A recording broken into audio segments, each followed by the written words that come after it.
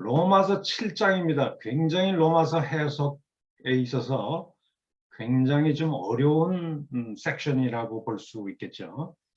로마서 7장, 여러분 성경 가지고 계시면 성경을 한번 로마서 7장을 펴보시면 고맙겠습니다.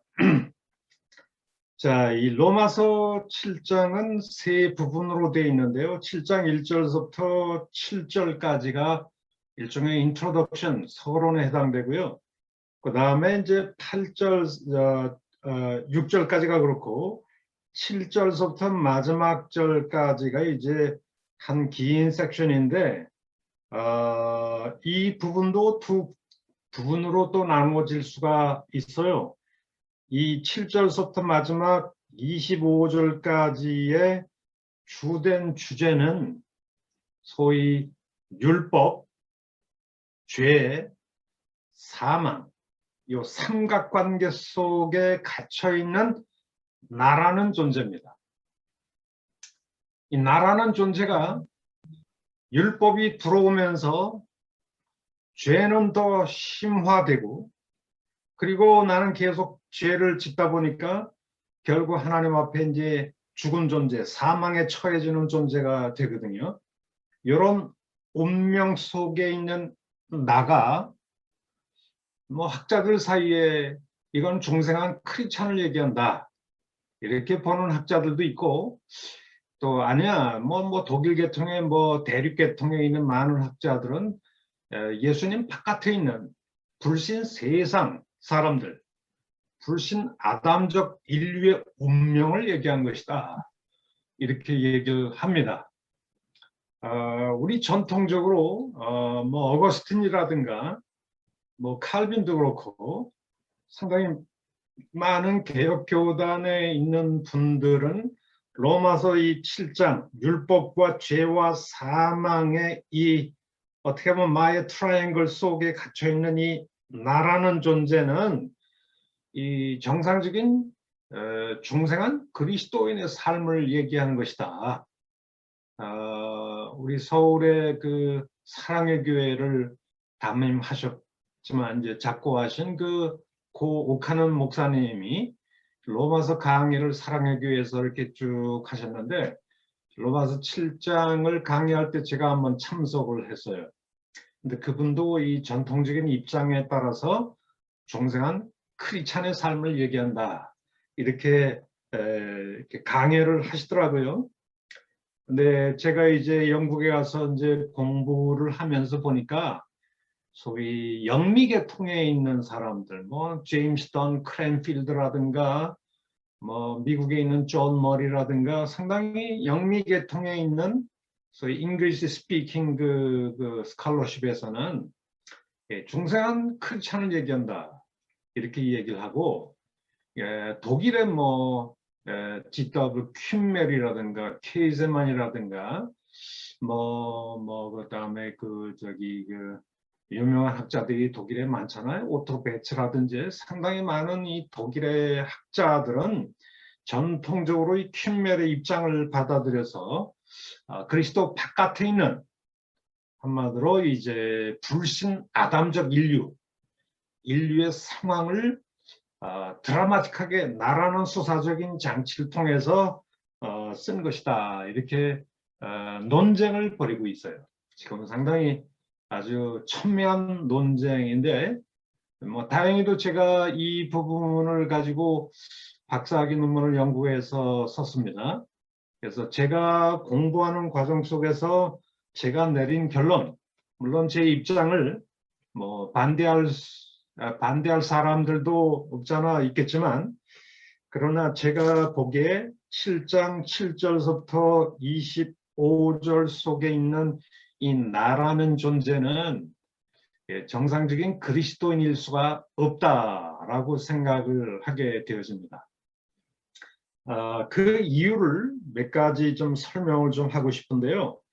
사실 이 로마서 7장 7절부터 25절의 내용을 들여다보면 굉장히 핵심적인 주제가 아까 말씀드린 대로 율법 문제, 죄 문제, 사망의 문제, 이것이 개념적으로 굉장히 삼각관계를 이루면서 굉장히 연결되어 있어요. 여러분들 그 로마서 7장 9절 말씀을 한번 보세요. 로마서 7장을 이해할 때 굉장히 중요한 구절 중에 하나인데요. 이 전에 율법을 깨닫지 못했을 때는 이렇게 되어 있습니다. 여기 율법을 깨닫지 못했을 때는, 이 말은, 우리 한글 성경의 이 말은 헬라어 원문을 제대로 번역한 것이 아닙니다. 율법을 깨닫지 못했을 때라는 말은 헬라어 원문에는 없어요. 근데 다행히도 우리 한글 성경에 보면 관주 일본 해놓고 밑에 써놨습니다. 율법 없이라는 말로 돼 있어요.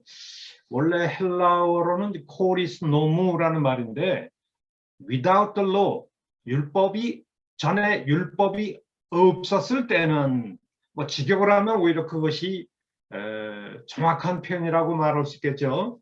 근데 여기 보니까 이 시차적으로 전에라는 말씀이 있어요. 전에 율법을 가지고 있지 않았을 때, 율법이 존재하지 않았을 때, 요때와 또 계명이 이르렀을 때, 계명은 율법을 얘기하는데요. 이르렀다고 하는 게 이제 과거 시제로 되어 있어요. 계명이, 율법이 역사의 무대에 도착했을 때, 이것이 이제 대조가 이루어지고 있거든요. 그러면 율법이 없었을 이전 시대는 언제인가요? 이것을 우리 정상적인 그리스도인의 상황을 묘사한다고 볼 수가 없죠. 만약 우리가 로마서 7장에 나라는 사람이 정상적인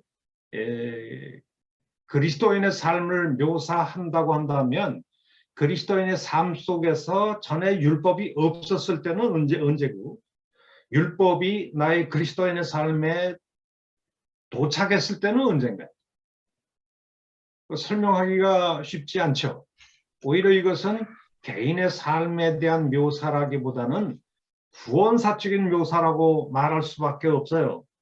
전체 이스라엘의 역사, 또 인류 전체의 역사로 볼 때 율법이 없었을 전에, 이전 시기는 한마디로 모세가 시내산에서 율법을 받았잖아요. 그러니까 모세 이전 시기죠. 아담 때부터 모세 때까지는 실상 성문화된 율법이 없었을 때입니다. 그런데 그것과 반대되는 시기가 언제냐면 계명이 이르렀을 때라는 것이죠. 계명, 율법은 일종의 계명, commandment, 명령 형태로 주어진 그런 그 조항들이니까, 바울은 이제 율법을 소위 엔톨레, commandment, 계명이라는 말로, 명령이라는 말로 이제 보통 얘기하는데요. 그러면 율법이 언제 이르렀습니까?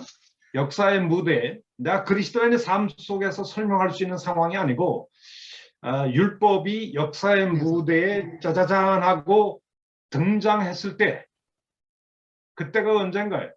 그건 시내산에서 율법이 처음으로 이스라엘 백성에게 주어졌을 때겠죠. 그러니까 율법이 없었을 때와 율법이 역사의 무대에 처음으로 도착했을 때를 구원사적으로 지금 이렇게 대조를 하고 있다, 이렇게 말할 수 있습니다.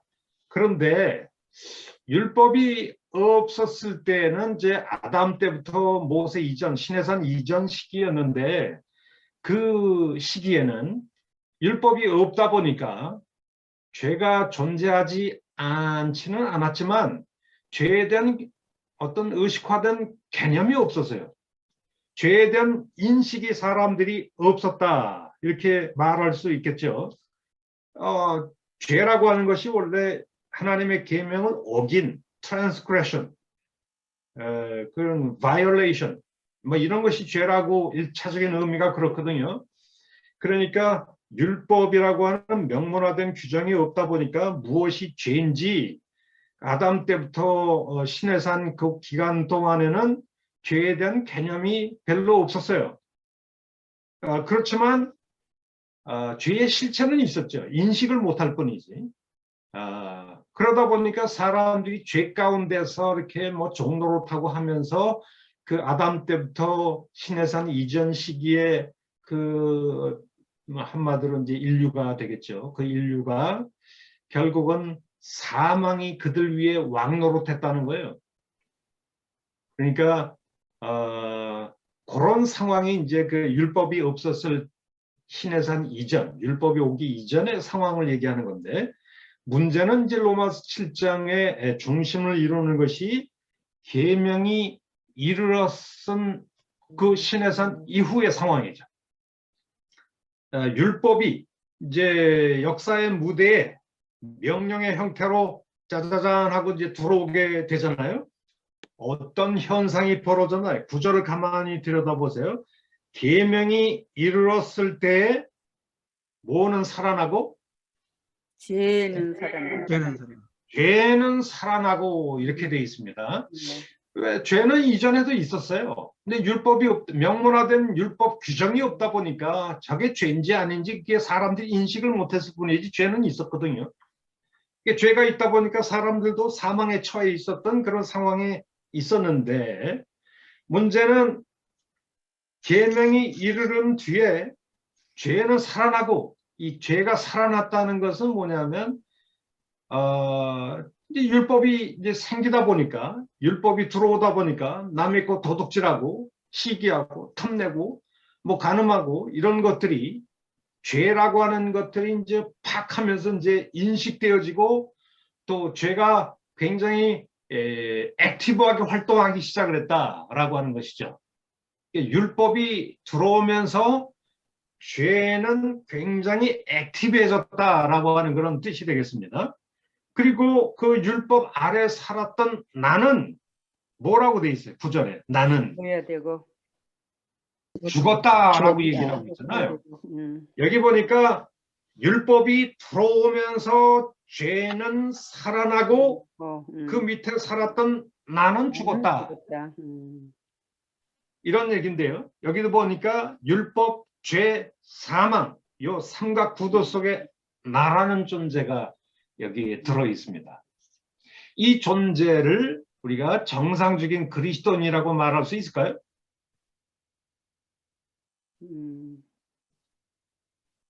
나는 그리스도인이다, 중생한 그리스도인이다. 무슨 옥하는 목사님들 막 그렇게 뭐 굉장히 뭐 열정적으로 이렇게 강해 설교를 하시더라고요. 근데 실상 이 상황은 어떤 특정한 개인의 개인적인 상황을 이렇게 묘사하는 것은 아니고, 구원사 속에서 아담 때부터 지금 우리 그리스도 이후 우리 그리스도인이 살아가는 신약 시대까지 시대를 둘로 구분한다면, 구원사를 구분한다면 율법이 없었던 율법 이전 시대와 율법이 들어왔던 시내산 이후의 시대를 이제 구분한다고 말할 수 있는데요. 그런데 율법이 역사의 무대에 들어오면서 죄가 살아났나요? 죄가 더 없어지고 극복되고 사라졌나요? 죄가 더 살아났죠. 이게 좀 파라독스죠. 유대인들의 율법은 죄를 치유하는 효과적인 처방책이다. 소위 effective remedy다. 그러니까 인류가 너무나 많은 죄를 짓다 보니까 유대인들은 인간의 심성이 나쁜 충동과 좋은 충동이 있다고 그래요. 나쁜 충동을 예쩌하라라고 얘기하고, 좋은 충동을 예쩌하토브라고 그러죠. 히브리 말로 토브 하면은 이제 좋다는 뜻이거든요. 예쩌라고 하는 건 충동, 컴펄전을 얘기하는데, 아라라고 하는 건 나쁘다는 뜻이죠. 근데 이 evil inclination과 good inclination이 모든 아담의 후손들에게 있는데, 하나님이 율법을 왜 주셨을까? 그 율법을 주신 것은 우리 인간 아담적인 인류 속에 존재해 있는 이 나쁜 충동, 뭐 신학적으로 말하면 죄의 세력이라고 말할 수 있겠죠. 죄성. 이 죄성을 치유하고 극복하고 한마디로 말해서 사라지게 하려고 죄를 치유할 목적으로 율법을 주셨다. 이렇게 생각한 사람들이 유대인들이거든요. 근데 바울의 입장은 뭐예요? 율법은 결코 예. 죄를 치유할 능력이 있다 없다? 없다. 없다. 없다라고 하는 것이죠. 음. 이런 인식을 갖게 된 것은 아마 바울이 다메섹 도상에서 예수님 만나고 계시를 받은 다음에 율법은 절대 죄를 치유할 능력이 없다. 능력이 없다. 과거 이스라엘의 역사를 들여다보면 음. 율법은 선한 거야. 여러분 12절 보세요. 율법은 내용적으로 좋은 겁니까? 나쁜 겁니까? 선하다, 의로우며 좋은 거룩하며. 거예요. 여기 좋은 12절을 보니까 이러보건대 율법은 뭐하고? 거룩하고. 거룩하고 거룩하며 계명도 계명도 거룩하고 거룩하며 의롭고 의로우며 선하다. 이렇게 돼 순조로다. 있죠. 그리고 14절 보세요. 우리는 율법은 심지어 뭐하기까지 하다? 필요하다. 이것은 율법이 내용이 하나님이 주신 거룩하고 의로운 계시라고 하는 것을 얘기해 주고 있어요. 내용은 기가 막히게 의롭고 선하고 거룩한 거죠. 율법 자체는 흠이 없어요.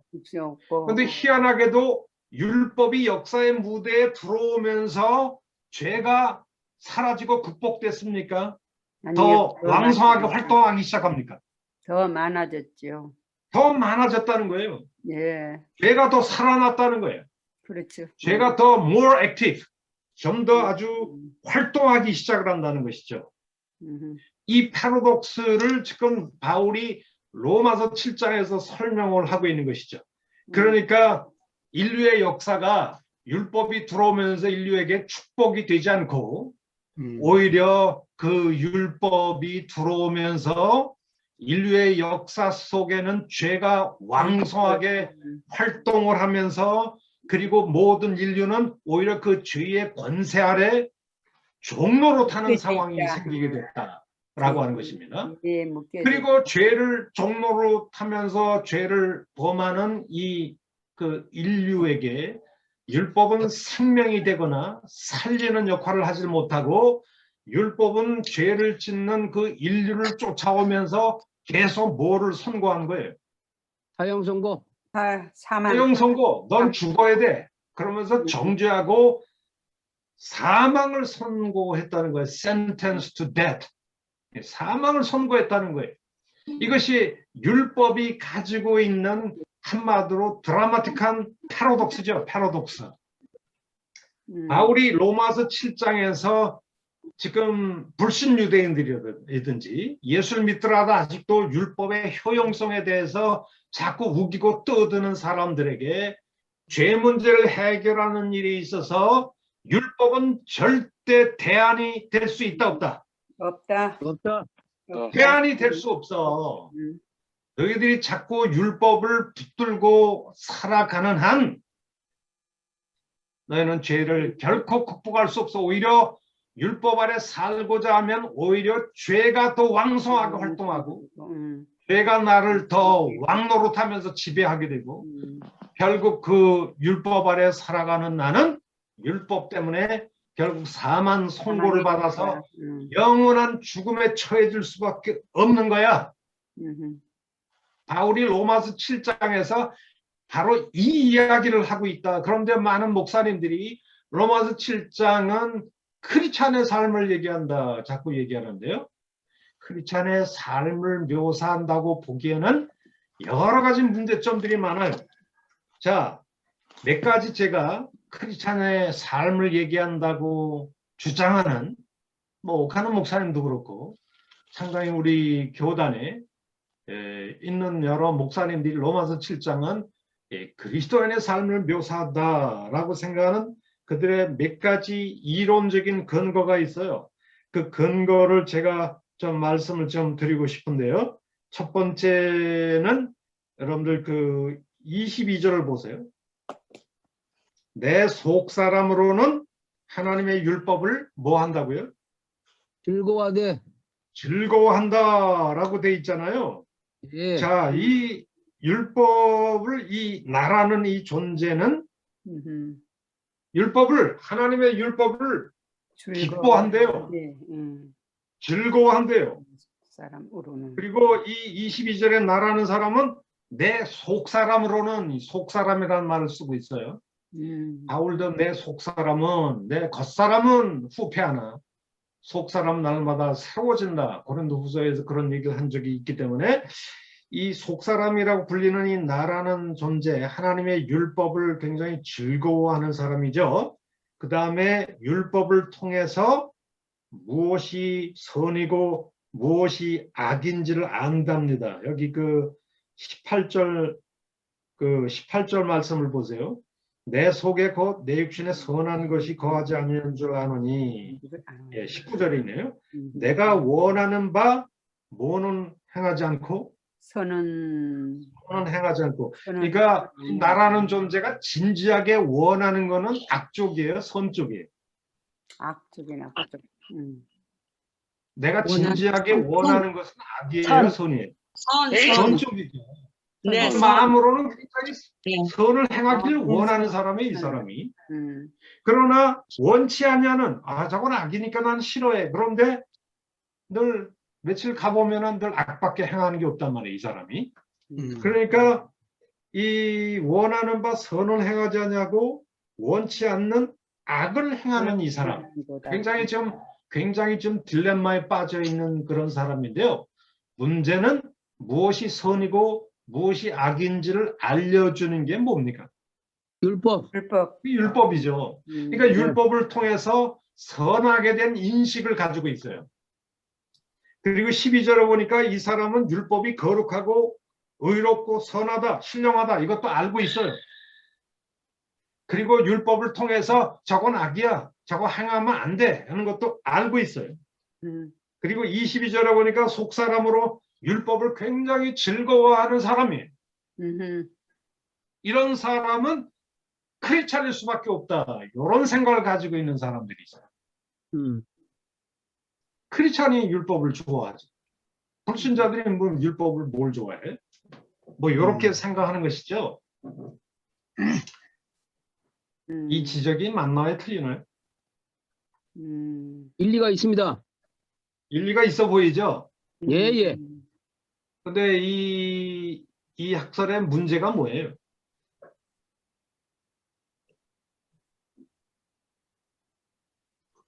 이제는 행하지 못한. 자기가 판단하는 주체.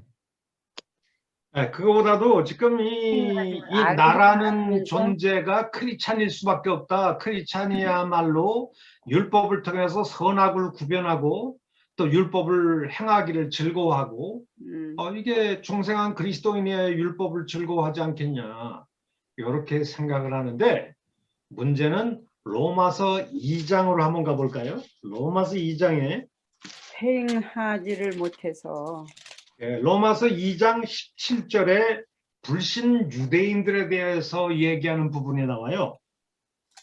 여기 로마서 2장은 유대인들을 굉장히 바울이 비판하고 있거든요.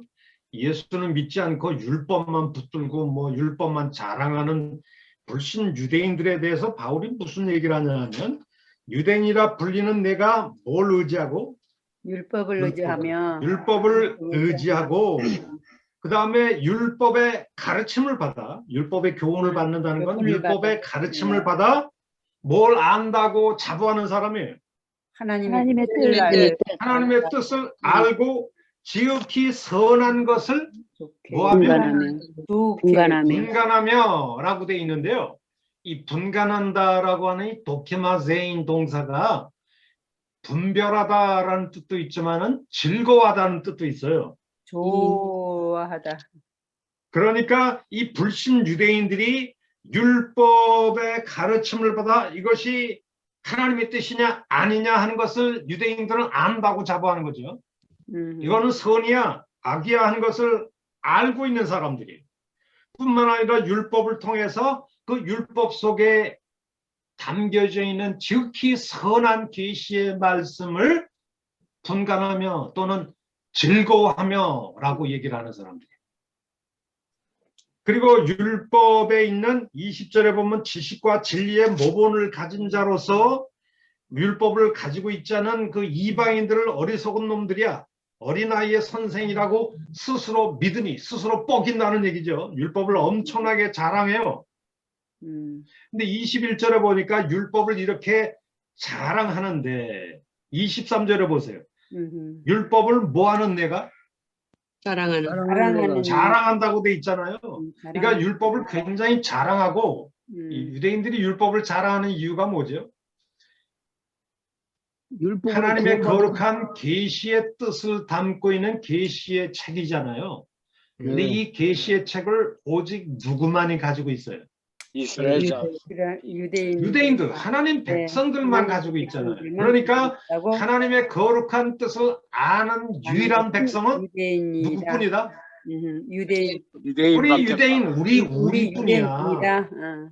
예, 그리고 이 율법을 안 가지고 있는 자들은 다 누굽니까? 이방인들. 이방인이다.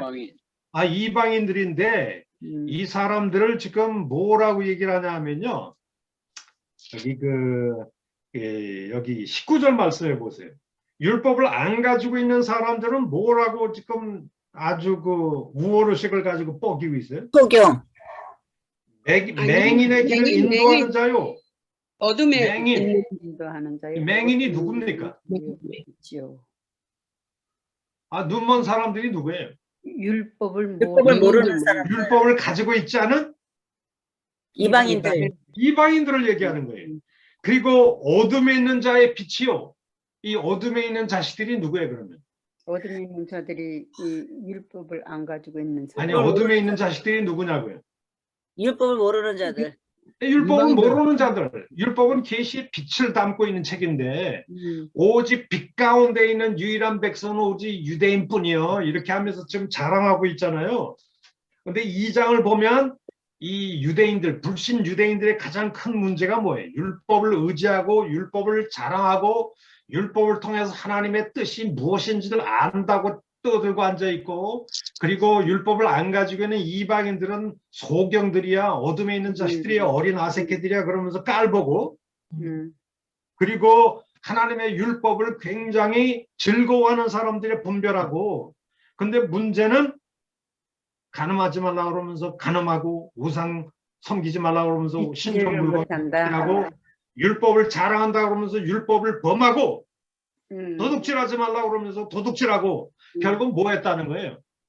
율법을 자랑하고 율법을 뭐 이렇게 긍지심을 가지고 뭐 자랑하고 율법을 즐거워하고 율법을 통해서 선악이 무엇인지 안다고 떠드는 요런 놈들이 사실은 실상 그들의 율법을 지키지 않는 자들 보면 율법을 지키지 않는 행한 사람 것뿐이에요. 악한 이제 범한 것뿐이에요. 율법을 범한 자들 율법을 범한 것밖에 없어요. 요 상황이 로마서 7장의 이 나라는 사람의 상황과 다른가요? 아니요 로마서 같아요 7장에 있는 이 나라는 존재는 율법을 통해서 선을 알게 됐어요. 선을 진지하게 원해요. 또 악이라고 생각하는 것을 굉장히 미워해요. 행하기를 원치 않아요. 또 이 사람은 율법을 통해서 굉장히 자랑하고 율법을 또 즐거워하는 사람이에요. 근데 로마서 7장의 나라는 존재는 돌이켜보면 원하는 선은 행하지 않고 도리어 원치 않는 미워하는 뭐밖에 행한 것이 없다? 악만 행하는 자들 악을 행한 것밖에 없다는 거예요. 이 로마서 7장의 나라는 사람의 상황과 로마서 2장의 이 유대인, 불신 유대인들의 상황이 너무나 똑같아요. 제가 지금 말씀을 드리려고 하는 것은 불신 유대인들이 율법을 즐거워합니까? 미워합니까? 미워하는 거죠 이율배반적이죠 아니, 겉으로는 불신 유대인들은 율법을 굉장히 자랑스럽고 즐거워해야 해요. 좋아해요. 좋아해요 좋아해. 굉장히 좋아하고 즐거워해요. 즐거워해요. 선이 뭔지 악이 뭔지도 알아요. 그렇죠, 다 알고. 근데 행한 것은 뭐밖에 없다? 악밖에 없다. 악을 행하는 악을 것밖에 행하는 없다. 요것이 로마서 7장의 상황이거든요. 그러니까 불신자들은 율법을 즐거워할 리가 없어. 신자들만 율법을 즐거워해. 이것은 틀린 얘기죠.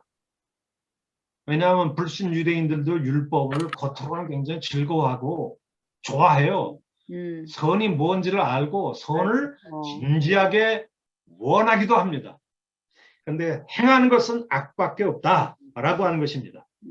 자, 그리고 결정적으로 이 로마서 7장의 나라는 존재가 크리스찬일 수 없는 결정적인 이유가 뭐냐? 여러분 로마서 6장 14절 보세요.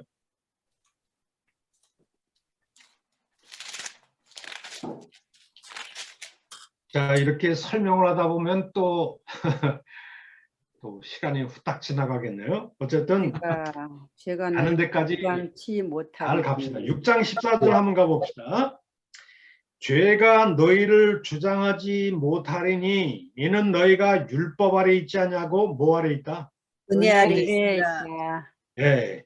바울이 로마서 6장에 그리스도인에 대해서 우리 그리스도인은 죄에 대해서 그리스도와 함께 죽고 그리스도가 부활할 때 그리스도와 연합하여 새 생명의 존재로 다시 살아났기 때문에 결국 죄의 지배로부터 벗어나 하나님의 보다 강력한 은혜의 통치 아래 들어간 사람이 우리 그리스도인이기 때문에 14절에 보니까 죄가 너희를 뭐하지 못할 것이다.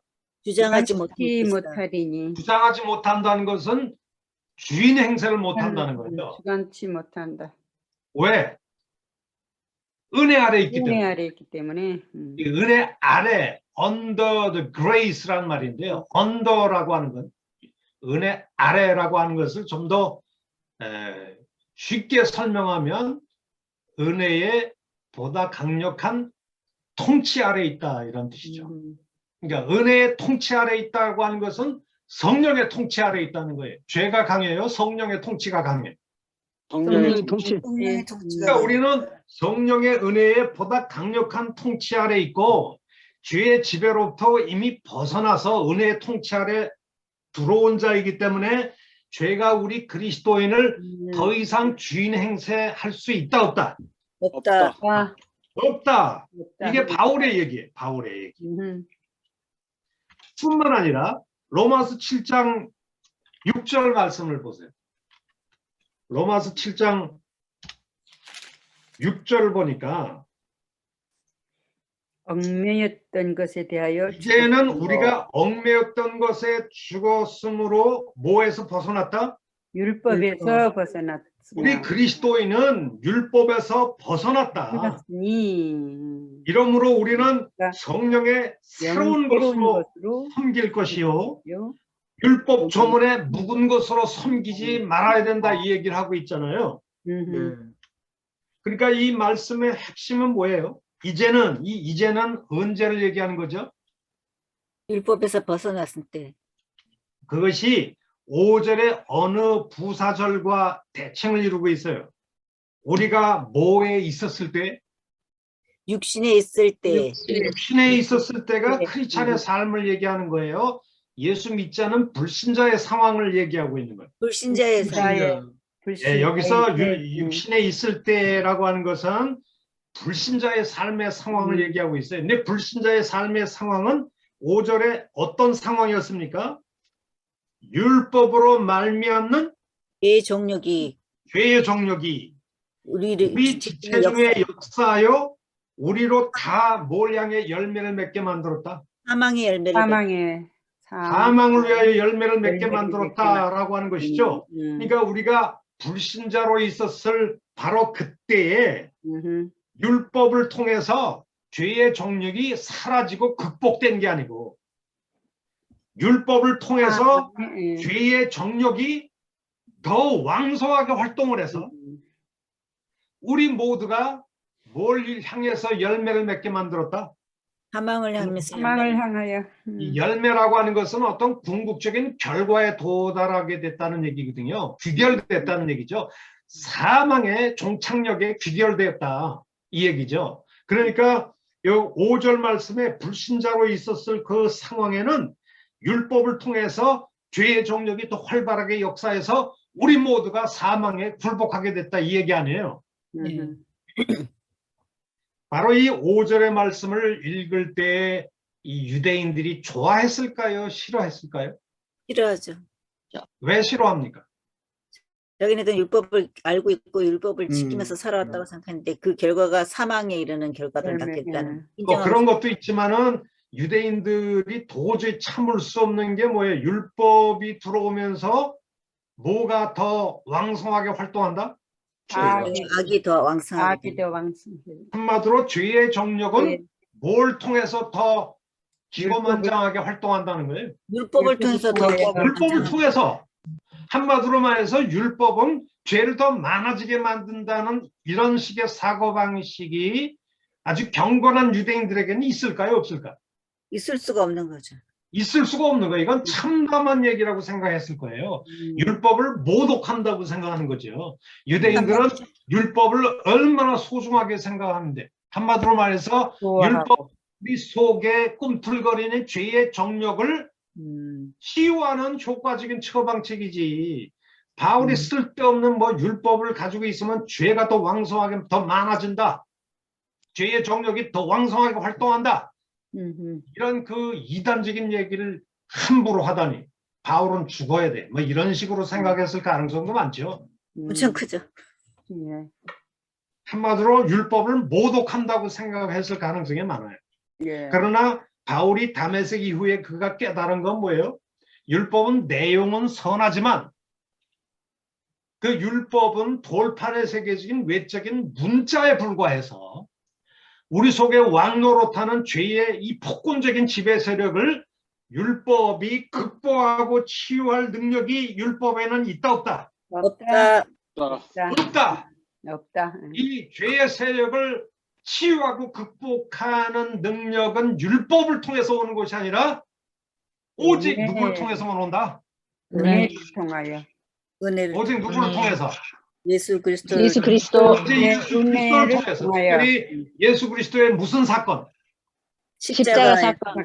십자가와 부활 사건을 통해서만 이 율법이 할 수 없는 죄의 지배 체제를 무효화시키고 붕괴시키고 우리 죄의 권세로부터 해방시켜서 정말 죄를 극복하고 이기는 새 생명의 존재로 바꿔낼 수 있는 이 소망의 길이 절대 율법은 아니야. 율법은 선하지만 오직 그리스도야. 아멘. 아멘. 아멘. 네. 율법이 아니라 오직 그리스도야. 네, 이것이 로마서 7장에서 얘기한다는 것이죠. 이 시각에서 우리가 들여다보게 될 때에 제가 방금 전에 좀 얘기하고자 한 건 뭐예요? 바울은 예수 그리스도 안에 있으면 보다 강력한 은혜의 통치 아래 있고 십자가의 구속과 부활의 능력을 경험한 자들이기 때문에 죄가 더 이상 우리 위에 중생한 그리스도인 위에 죄가 더 이상 지배할 수 없어. 바울이 지금 이 얘기하고 있잖아요. 그리고 로마서 7장 5절에 보면 우리가 과거에 불신자로 있었을 때에 율법 아래 있었는데 율법 아래 있다 보니까 죄의 정력이 더 활발해지고 나는 결국 사망으로 그냥 정착력으로 도달할 수밖에 없어서 그런데 6절에 보니까 이제는 그러잖아. 이제는 언제일까요? 예수 그리스도를 믿은 이후 지금 예수 그리스도를 통해서 도래한 이 새로운 종말론적인 신약 시대를 얘기하는 거죠. 그러니까 6절에 이제는 이란 말은 5절에 무슨 말과 대조가 되는 말이라고요? 7장 5절에? 율법과 율법 아래 지배를 받던 것과 아니 7장 5절에 우리가 뭐에 있었을 때 육신에 있을 때. 죄의 육신에 정력 아래 있을 있을 때 때와 대조되는 부사구가 6절에 뭐와 대조가 되고 있어요? 성령하래. 아이 6절 초반에 나오는 부사가 있잖아요. 이제는 이제는 말이죠. 그러니까 전에 육신에 있을 때는 전혀 율법 아래서 죄의 정력이 치유되거나 극복되지 못했고 우리는 다 죽었다니까. 전에 육신에 있을 때가 바로 그런 때야. 예수 안 믿었을 때. 그러나 이제는 그리스도 안에 있을 때는 어떤 일이 벌어져요?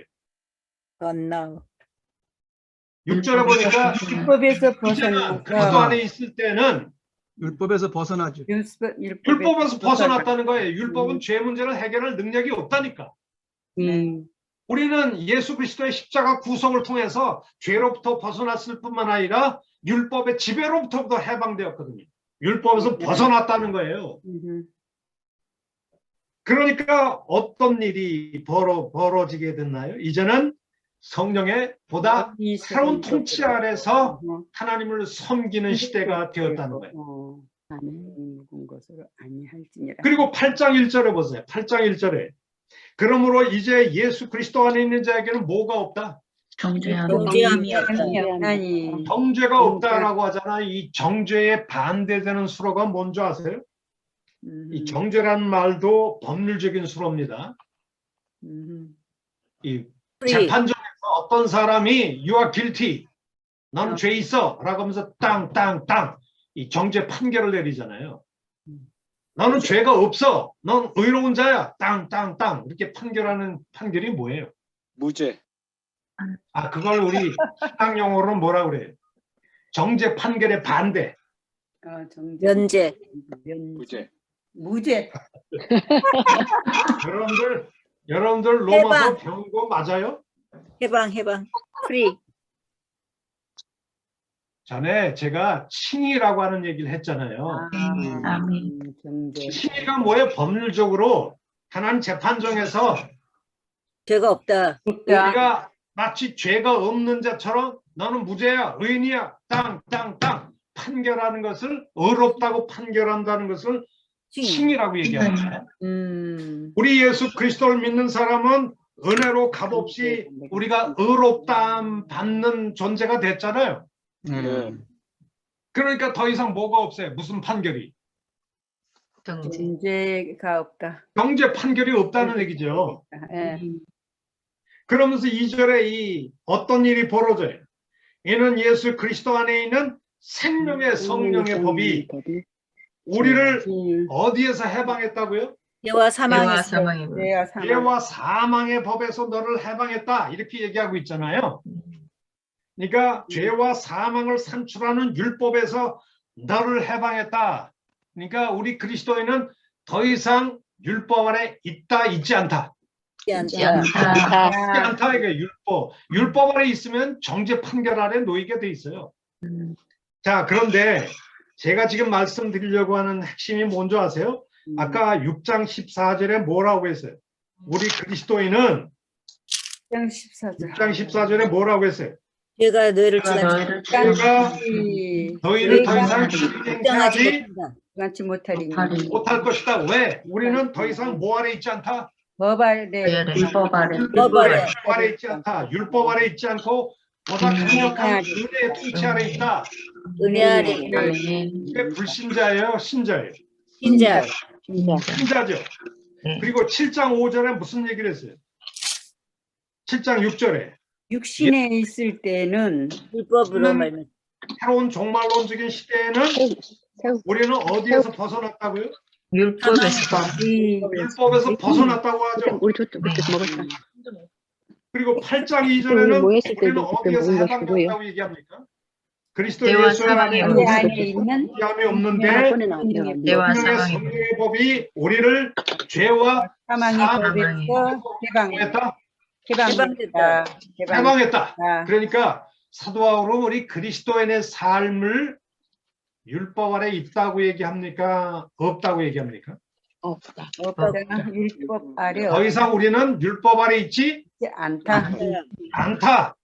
율법 아래 있지 않다 보니까 우리 위에 누가 주인 행세할 수 없다. 율법이 있지. 예. 죄가 우리를 더 이상 주인 행세할 수 없다. 없다. 그리고 우리 속에는 사망이 우리를 왕처럼 군림합니까? 우리는 영생을 소유한 존재가 되었습니까? 영생을 소유한 영생을 소유한 존재다. 예? 영생을 소유한 존재입니다. 자, 제가 지금 말씀드립니다. 우리 그리스도인은 십자가의 구속을 통해서 죄로부터 해방되었죠. 네. 네. 더 이상 율법의 지배 아래 있지 않지요. 네. 생명의 성령의 법이 우리를 지배하다 보니까 우리는 영생을 존재한 존재가 됐죠. 네. 그런데 로마서 7장이 나라는 존재는 여전히 뭐 아래 있어요? 죄 아래 사망. 죄 아래 있어요. 율법 아래. 그리고 이 사람은 모 아래서 고통하고 있어요. 죄 아래서 죄 고통. 아래서. 자, 여기 7장 14절 보세요. 우리가 율법은 신령한 줄 알거니와 이 사람은 여전히 뭘 가지고 있는 사람이에요. 율법. 율법을 가지고 있는 사람. 율법을 가지고 있어요. 그리고 19절을 보면 율법을 통해서 뭘 인식하고 있습니까? 죄를 인식하고 있는 선악. 죄를 인식하고 있지. 악을. 무엇이 악인지를 깨닫는 자죠. 예. 예. 그리고 22절에 보니까 속사람으로 하나님의 율법을 뭐하기까지 해요? 즐거워하는 하고 있죠. 즐거워하죠. 응. 그런데 이 사람이 실질적으로 행하는 것밖에는 뭐밖에 없습니까? 악과 네. 죄밖에 없어요. 악과 죄밖에 죄. 없죠. 네. 예. 그러다 보니까 여기 14절에 뭐라고 얘기합니까? 우리는 율법은 신령한 줄 알고 있지만은 나는 율법 아래 살아가는 나는 육신에 속하여 아래. 뭐 아래 팔렸다고요? 죄 죄 아래. 아래. 아, 죄 아래 팔렸다라고 얘기하는데 이 음. 팔렸다라고 하는 이 말은 노예 매매 언어인데요. 음. sold under sin. 죄 아래 팔렸다면 나의 실질적인 주인은 누굴까요? 죄. 죄. 죄가 나의 실질적인 지배 군주죠. 네. 네. 나는 자유가 없어요. 음. 죄가 시키는 대로 할 수밖에 없고 끌려다니는 상황이죠. 음. 그런데 이 죄 아래 팔려 있는 상황이 15절, 16절, 17절, 18절에서 어떻게 설명하고 있어요? 이 사람은 율법을 가지고 있는 사람인데 율법을 통해서 선이 뭔지도 알고 있고 악이 뭔지도 알아요. 그리고 선을 진지하게 행하길 원해요. 악을 정말 행하길 원치 않아요. 네. 속으로는 율법을 즐거워하는 마음도 있어요. 그러나 돌이켜보면 행하는 것은 뭐밖에 없다? 죄. 죄. 악밖에 없고 죄밖에 없다는 거예요. 응. 악하고. 그래서 나는 곤고하다고 부르짖는 사람이에요. 음. 이 사망의 몸에서 누가 나를 건져내라? 그렇게 절규하는 사람은 이 사람이 크리스찬일 수 있어요, 없어요? 크리스찬이요. 크리스찬인데. 그리스찬. 자, 방금 전에 제가 말씀을 드렸잖아요. 우리 그리스도인은 더 이상 죄 아래 있다, 있지 없다. 않다. 없다. 있지 않다. 더 이상 죄 아래 있지 않다. 네. 율법에서 뭐 했다? 해방. 해방됐다. 해방되었다. 음. 우리 그리스도인은 사망이 우리 위에 주인처럼 행세할 수 없다. 없다. 없다. 칭의를 우리는 받았다. 이미 칭의. 부활의 생명을 가진 존재죠. 네. 네. 법정적으로. 로마서 7장으로 들어가면 이 사람은 여전히 율법 안에서 고통하고 있어요. 네. 죄 아래 팔려 있어요. 그리고 24절에 보니까 여전히 사망의 굴레에서 벗어날 수 없는 절망적인 사람이에요. 만약 바울이 우리 그리스도는 율법에서 벗어났어 이렇게 얘기하면서 근데 로마서 7장에 나는 크리스찬인데 여전히 죄 아래 있거든. 죄 아래 팔렸어 나는. 우리 그리스도는 율법에서 해방되었어. 그런데 솔직히 얘기해 볼까? 우리 그리스도는 여전히 율법 아래서 벗어나지 못하고 고통하고 있어. 이런 식으로 얘기를 하면 바울은 정신분열증 환자죠. 예, 맞습니다. 어떻게 바울이 그런 얘기해요? 우리 그리스도는 율법에서 벗어났어. 죄가 더 이상 우리를 지배할 수 없어. 우리에게는 벌써 영생을 소유한 영생의 존재야. 우리에게는 더 이상 정죄함이 없다니까. 이렇게 얘기를 해놓고 솔직히 우리는 죄 아래 팔린 존재야. 우리 그리스도인이 그래. 나는 맨날 선과 악의 싸움에서 악밖에 이기는 게 없어. 그래서 나는 곤고한 사람이야.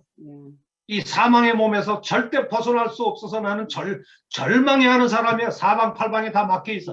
이게 정상적인 그리스도인이야. 이렇게 얘기를 하면은 말이 됩니까? 안 됩니까?